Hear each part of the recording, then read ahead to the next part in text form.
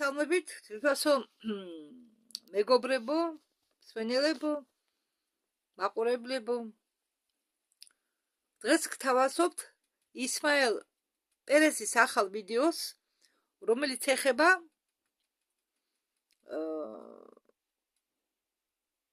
თეთრი ქუდების ალიანსის განახლებას. პერესი ამბობს, რომ დღეს არის 7 აპრილი და ქვეყანაში, ამერიკაში ცხოვრობს. ხდებაო ისეთი რაღაცა, ისეთი ამბებია, რომელიც არაო მარტო ტრამპთან დაკავშირებულიო. მისო მანიფესტაციები ტრამპის წინააღმდეგ, საკურველიაო ეს ყველაფერი შექმნილიაო სიღრმისეული ხელისუფლების მიერ. პერესი ამბობს, რომ ხანდახან მეფიქრებაო, რომ ცნობიერებაზე ხდებაო, ჯერ კიდევ გრძელდებაო ცნობიერებაზე კონტროლი. რადგან ჩვენ მე არ ვლაპარაკობო რამდენიმე ათას პროტესტანტი, რომლებიც გამოვიდაო გარეთ არა. მე საუბარი მაქვსო 100,000-ობით იმ პროტესტანტებზე, რომლებიც დღეს გამოვიდაო ქუჩებში. ხო, აგრეთვე მე მოგიყვებითო რუსეთის მხრიდან ცეცხლის შეწყვეტაზეო. ალბათ უკრაინაზეა საუბარი. ტრამპი ხომ იყო რუსეთში ჩასული. ხო, და მე მგონიაო ტრამპმა დიდი როლი შეასრულაო იმაში, რომ ცეცხლის, ომი შეწყვეტესო. ხო, დღესო, ესე იგი 7 აპრილს რუსეთმა გამოაცხადაო, რომ შეწყვეტსო ომს უკრაინაში, თუ უკრაინა ნატოში არ შევაო. ზელენსკი კი თავის მხრივ ზათარისო გადადგესო. ზელენსკი თვლისო თუ ის წავიდაო, თუ ის გადადგაო, ევროპაში მშვიდობა დამყარდებაო. დღეს 25 წლის 7 აპრილისთვის ჩვენ ვიმყოფებითო გაშაშარებულ სამხედრო ოპერაციის ჩატარებაში. ტარდებაო სამხედრო ოპერაციებიო. ეს ყველაფერი ხდება დედამიწაზე და ამის ნებართვა მისა დონალდ ტრამპმა. მე მინდაო თქვენი ყურადღება მივაქციო, რომ ომები, ტარიფული ომები, არეულობებიო, ჭორები ომზე, ეგ ყველაფერი, ეგ მოვლენები არის მხოლოდ ზედაპირული მოვლენები, რომლებიც ფარავენ ნამდვილ ომს. და ეს ომი ხდება კულისებს მიღმა. კაბალას შორის ეს სიღრმისეული მთავრობა არის კაბალა და ალიანს შორის. მოდით ახლა ვისაუბროთ იმაზე, თუ რა ხდება საზღვარზე, რადგან ტრამპი აპირებს დაწყებას მასშტაბური სამხედრო ოპერაციის, ესე იგი, ტრამპი აპირებსო მასშტაბური სამხედრო ოპერაციის დაწყებას კარტელების წინააღმდეგ. ვინც არის ის, რა არის კარტელი? კარტელები ეს არის ნარკო დილერების, კარტელი არის ნარკო დილერების კომპანიები, დაჯგუფებები, რომლებსაც მოყავთ ნარკოტიკული საშუალებები ან აკეთებენ ქიმიურ ნარკოტიკულ საშუალებებს და შემდეგ ყიდია. ეს ომი გადაიზარდა სტრატეგიულ ომში და ეს ომი მიმართულია კრიმინალური სამყაროს წინააღმდეგ. და კარტელებს აქვთ პირდაპირ ურთიერთობა კორუმპირებულ ჩინოვნიკებთან, რომლებიც ეხმარებიან მათ სამხრეთ ამერიკის საზღვრებით გავლით შემოიტანონ თავისი პროდუქცია. და ეს კარტელები მარტო ნარკოტიკებით არ ვაჭრობენ, ეს კარტელები ვაჭრობენ ადამიანებითაც. და თანამგზავრების დახმარებით იქნა შესაძლებელი მიწისქვეშეთი ამ კარტელების მიწისქვეშეთი აღმოეჩინათ ბაზები, სადაც ისინი საქმიანობდნენ. და ეს თანამგზავრები ადრე იყო, ამ თანამგზავრებს ადრე ქონდათ ფუნქცია მხოლოდ თვალყური ედევნებინათ ყველასთვის. მოგვიანებით ეს თანამგზავრები, ამ თანამგზავრების სისტემური მუშაობა გადააკეთეს ისეთნაირად, რომ აღმოეჩინათ ტუნელები, მიწისქვეშა ტუნელები, რომლის დახმარებით ამ კარტელებს გადაყავდათ ბავშვები, ნარკოტიკები, ორგანოები, ადამიანები და ამით ყველაფრით ისინი ვაჭრობდნენ. ეს მხოლოდ კონტრაბანდა არა, ეს არის საწარმოო დერეფნები, რომლითაც მართავენ სამი კომპანია, რომლებიც იწყება 100 წლიდან. ეს ინგლისურად. იგიც არ ამბობს ამ კომპანიის დასახელებას. და ისმაილ პრესი ამბობს, რომ მექსიკური მთავრობა იმართება კარტელებით. და ამბობს, რომ მექსიკური მთავრობა ძალიან კორუმპირებულია. როდესაც სპეცნაზი იქნა გაგზავნილი მიწისქვეშა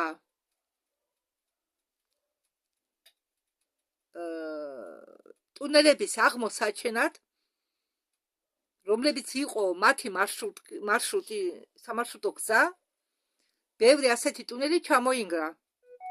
ის იგი ააფეთქეს. 96 საათის განმავლობაში მოხდა აფეთქებების სერია იმ ზონებში, რომელსაც აკონტროლობდნენ, მიწისქვეშა ზონები იგულისხმება, რომლებსაც აკონტროლობდნენ კარტელები. ეს ტეხასში, ორიზონაში და სამხრეთ კალიფორნიაში. ტუნელური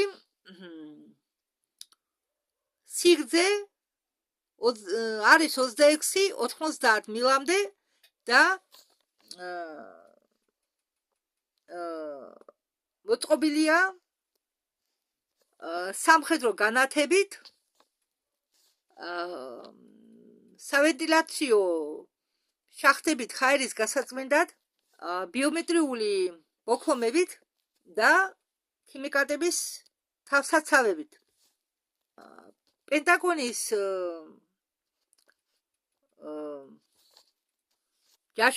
ჯაშუშების მიერ მოპოვებული ინფორმაციამ დაამტკიცა, რომ სპეცგანაყოფმა ჯოკმა გაერთიანებული გუნდმა სპეციალური ოპერაციების საზღვაო ქვეითთა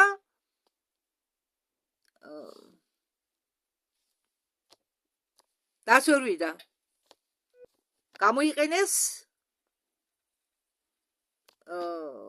განვითარებული, ესე იგი უფრო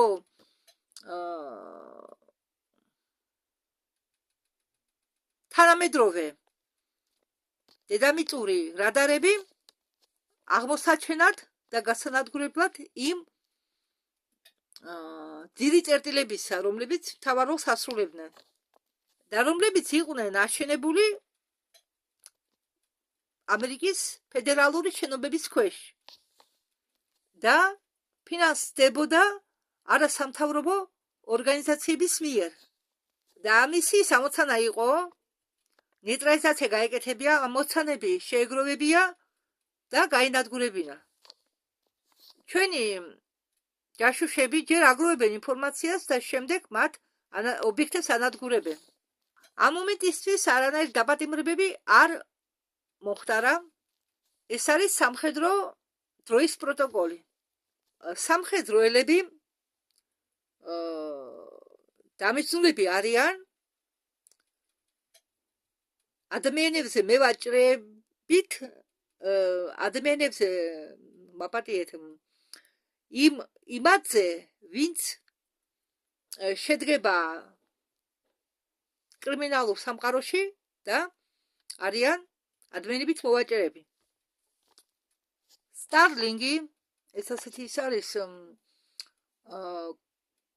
ხელოვნური ინტელექტის მაგვარი, გამოიყენება სამხედრო ძალებით, კოსმოსური სამხედრო ძალებით და ალიანსით.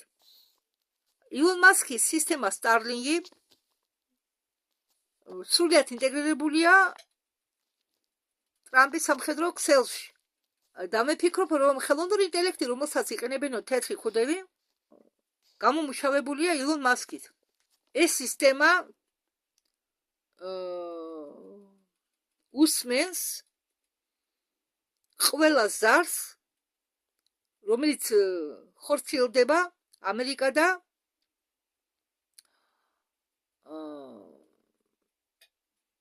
სამხრეთ ამერიკას შორის.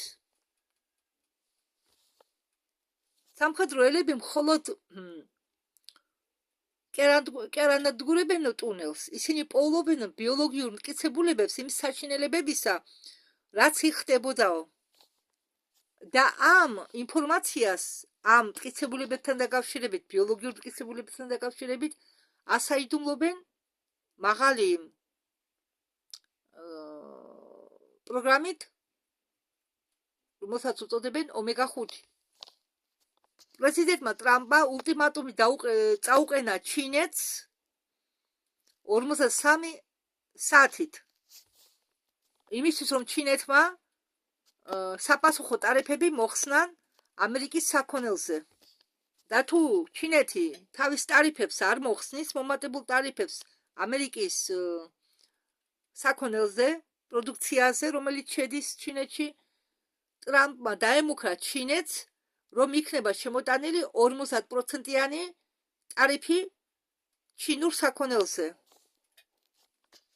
თეთრი სახლის პრეს-სეკრეტარმა ხალბატონმა დაამოწმა, რომ პაუზა ტარიფებს შორის იყო ფეიკი. 2025 წლის 2 აპრილს პრეზიდენტმა ტრამპმა მიაყენა დარტყმა გლობალურ ვაჭრობაზე. აქ საუბარია იმაზე, რომ ყველა საქონელზე, რაც კი შემოდიოდა ამერიკაში, იქნა შემოტანილი 10%-იანი გადასახადი. ჩინეთი არის მთავარი არტერია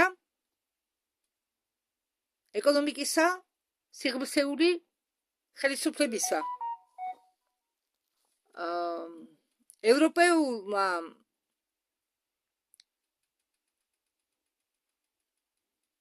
მთავრობებმა, რომლებიც ჩადრული არიან კორუფციაში, იხდიან 25% გადასახადისა.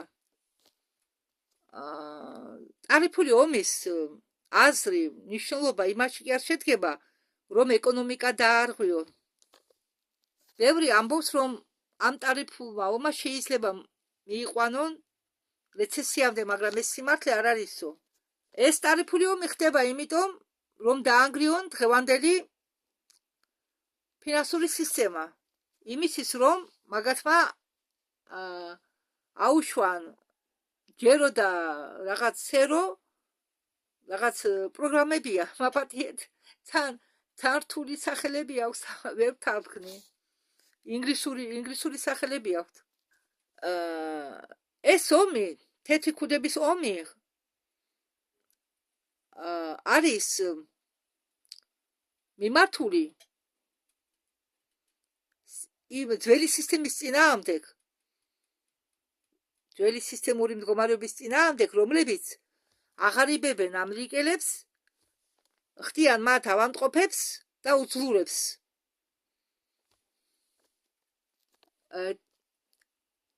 იზმაელ პერესი ამბობს, რომ ტრამპიო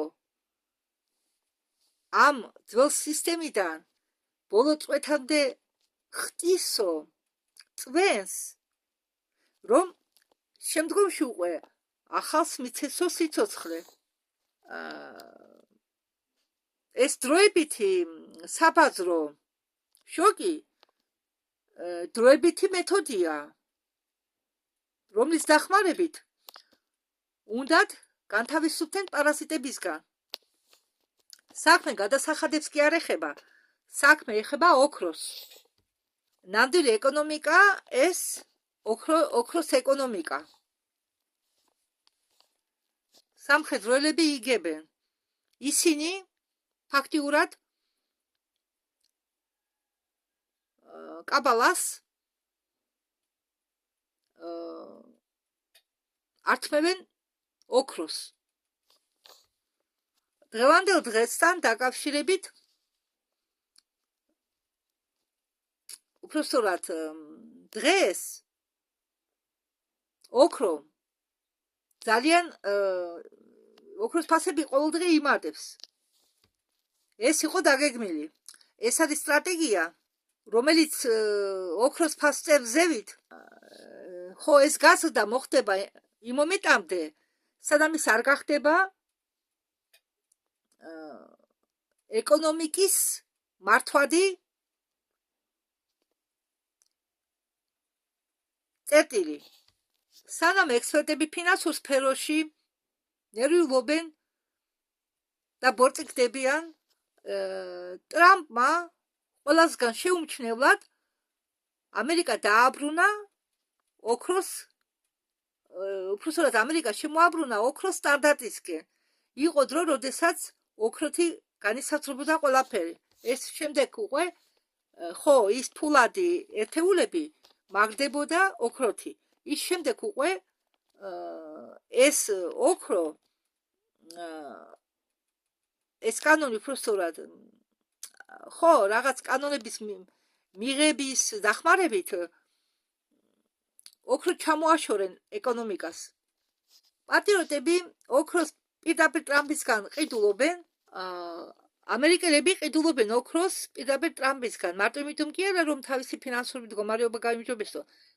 ტრამპს უჭერენ მხარს ამ საკითხში და ტრამპი თითოეულ ოქროს უნციას იმიტომ კი არ ყიდის იმისთვის, რომ ამერიკელი ხალხი გააძლიეროს და ეკონომიკაც გაუმჯობესოს.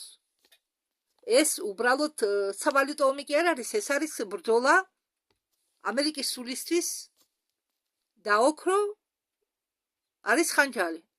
იესი იმუქრება საპასუხოდ შემოიტანოს 25%-იანი გადასახადი. მაგას მაიციან, რომ ტრამპი აკონტროლებს სიტუაციას და რომ მას აქვს ბაზარი. და ესი შეშინებულია. ტრამპს აქვს ენერგია და ოქრო. ოქრო ხელს უწყობს კვანტური ფინანსური სისტემის შექმნაში და სინამდვილეში ეს ფინანსური სისტემა დამყარებულია რაღაცაზე, ამ შემთხვევაში ოქროზე და არა ფანტაზიებზე. ხო, მართალია რომ თქვა სიმართლეა, რა არის შენი ფული? ფული შეიძლება დაიწვას, დაცოლდეს და გაფუჩდეს, არა მყარი, ხახალთ და ოქრო მეტალია მაინც. ის არც დაჟანგდება, არც შევა რამესთან რეაქციაში. მყარი ვალუტაა. ოქრო და ვერცხლი. ვერცხლი იმდენად არა, მაგრამ ისმაილ პერესმა თქვა, რომ კიდევ რამედაო გითხათო.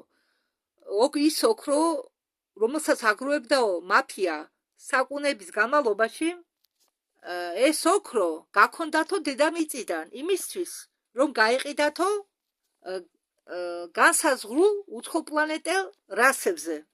დიახ, უცხოპლანეტელი, ზოგი უცხოპლანეტარული რასა ყიდულობს ოქროს იმისთვის, რომ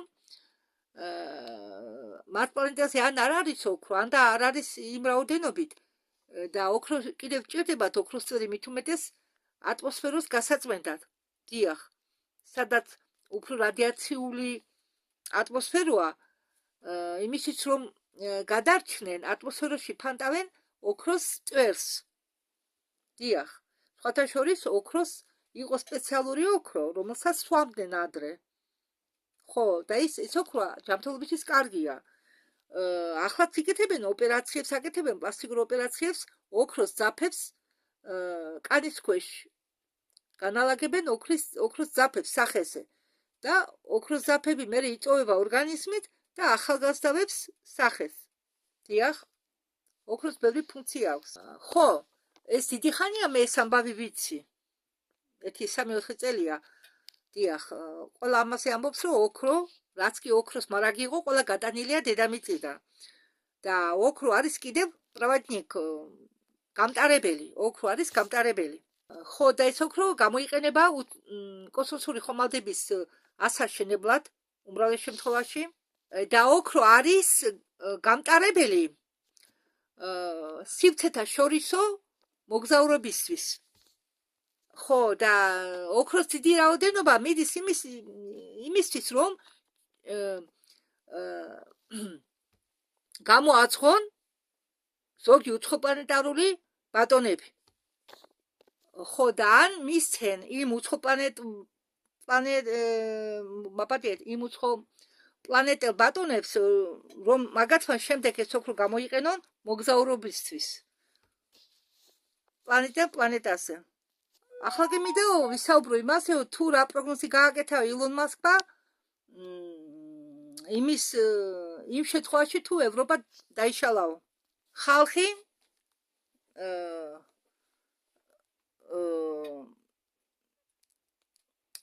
ევრო კავშირის წინააღმდეგ მიდის.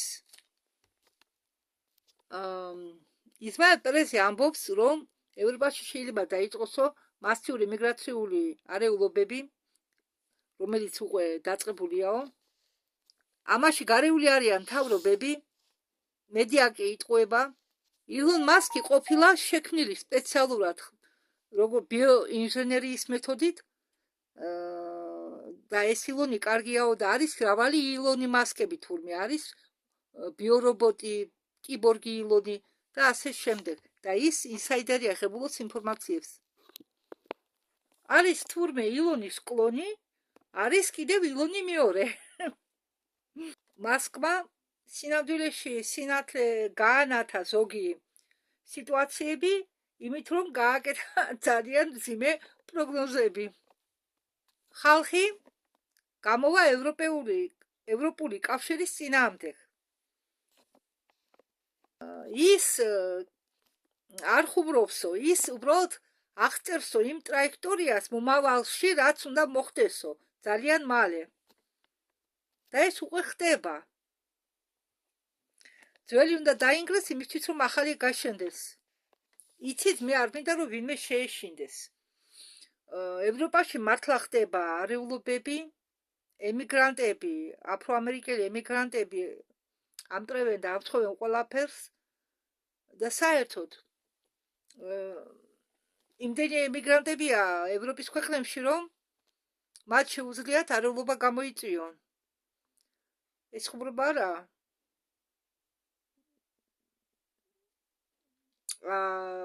და საერთოდ მომავალში ევროკავშირი, ნატო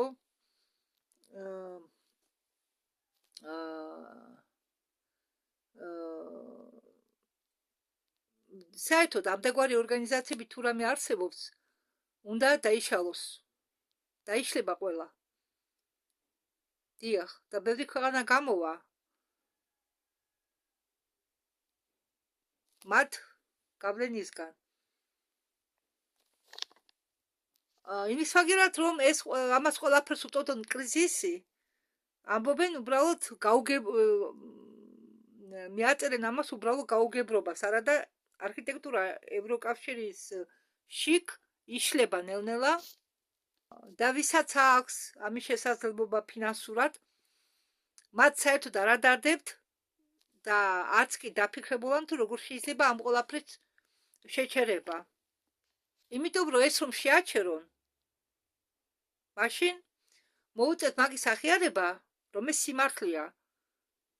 და თუ მათ მოუწევთ იმის აღიარება, რომ ეს სიმართლეა, დაიგრება მთელი გლობალისტური გეგმა.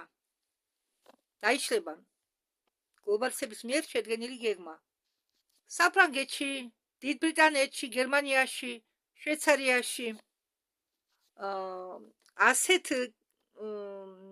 ნეიტრალურ ქვეყნებშიც კი, როგორც ბელგია და ნიდერლანდები, იზრდება ძალადობა არაკონტროლირებად ემიგრაციასთან დაკავშირებით, როგორც მე თქვენ წინათ ამას წინათ გითხარით.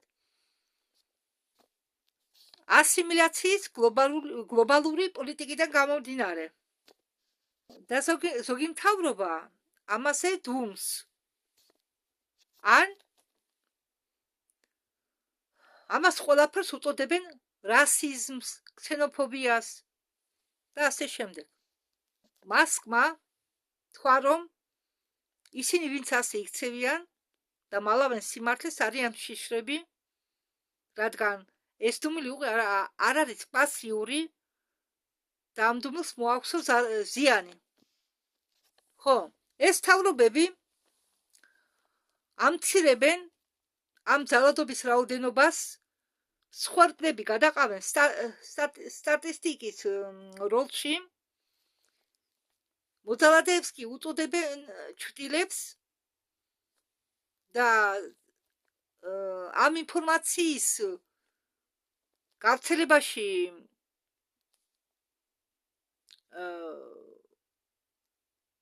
არაძლევენ რა ცენზურას დებენ ასეთ ყოველი ინფორმაციის გავრცელებისას, არაძლევენ საშუალებას მედიას და საინფორმაციო გადაცემებს ილაპარაკონ სიმართლე. მალავე ევროკავშირს ილონ მასკის გამოთქმები არ მოწონს. მასკი ყველას აფრთხილებს სისხლის დაღვრაზე, მაგრამ ის არ მოუწოდებს ხალხს იზოლაციისკენ. პირიქით, ის თავაზობს ამერიკა და სხვა ქვეყნებს შორის თავაზობს ერთიან სავაჭრო, როგორ გითხარ,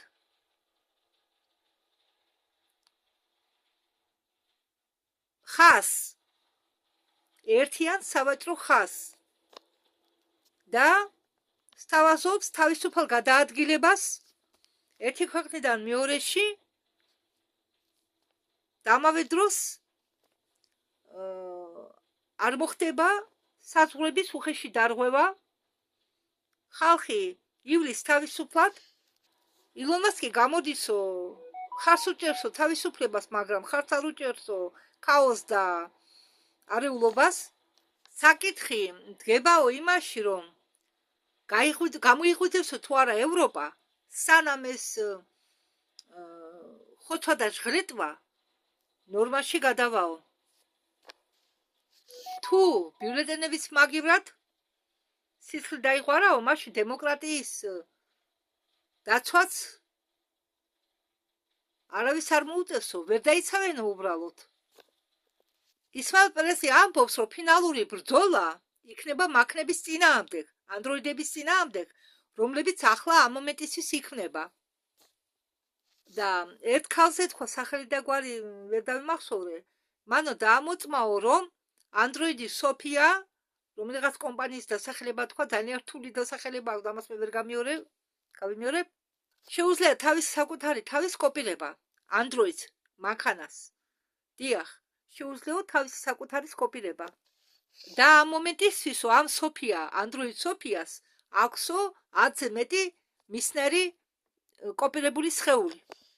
ხო და იმ ქალმა უთხრა, ომიო, რომელიც ხდებაო ვითომ ქვეყნებს შორის, მაგალითად რუსეთს და უკრაინას შორის, ან ისრაელი და ირანს შორის, ან და ასე შემდეგ, თუ რამე კონფლიქტები და ომები ხდება, ეს არის ფარდა, ჩამოფარებული ფარდა, რომელიც არის წინამდებარე მდგომარეობა იმ მანქანებს და ადამიანებს შორის ომისა. ეს არის ნამდვილი ომის, ასე ვთქვათ, გენერალური რეპეტიცია მანქნებ და ანდროიდებს შორის. და ნეგატიური ხელოვნური ინტელექტის შორის, ანდროიდებ და ნეგატიურ ინტელექტის წინააღმდეგ. ისმაილ პერესმა თქვა, რომ სანამ ეხლა თქვენ გელაპარაკებითო, თუმცა ეს ადრეც მithქვამსო, საფონდო ბაზარი ინგრევაო. ისმაილ პერესი ამბობს, რომ როგორ უნდა მიხდეთ, რომ ჩვენ სწორ გზას ვადგავართო. მიხდებითო იმითო, თუ ესე იგი სრულიად დაინგრაო ფინანსური და პოლიტიკური სისტემა, ესე იგი ეს დღე დადგაო.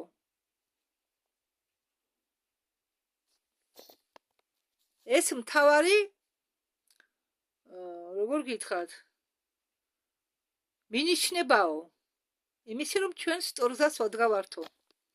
ეს პროტესტები, მიტინგები არის კიდევ ამის მინიშნებაო, რომ ეს პროცესი დაწყებულიაო. ხალხი უჯახდება ევროკავშირს. და ამ ნოტას მინდა დავამთავროთ დღევანდელი არა ეს ვიდეო და მე კიდევ ვაპირებ ერთი ვიდეო საათვირთვას დროებით